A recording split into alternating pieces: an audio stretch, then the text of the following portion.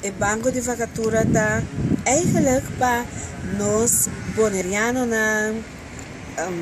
gente não está interessado em entrar na Bonaire, jovem na adulto na de Bonaire também de todo mundo. Nós estamos para com o jovem que está seca de capa estudar, que está jovem interessado na que o Bonaire tem a oferecer. Então aqui não tem uma escala de tour vacatura não que no momento tem na Bonaire. Não põe aí vista de que o Bonaire está oferecendo trabalho. So nós sabemos como governo, nós sabemos como Bonaire que tem trabalho. O site funciona de duas maneiras. Nós temos o site que é busca de trabalho por registrar na mês para não pôr a quadra vacatura não pode ter o site ando que não pode aplicar para onde vacatura não. Nós temos também a parte que é donador de trabalho está subir o site para buscar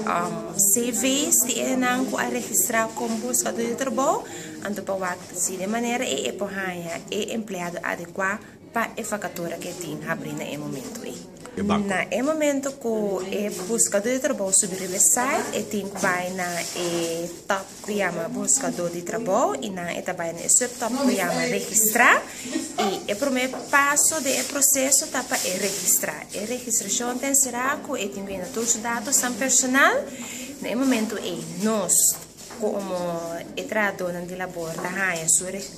registração e no momento nós também toma contato se é possível se é também aqui nós toma contato com ele para vir aqui na canto seca nós para nós por tentar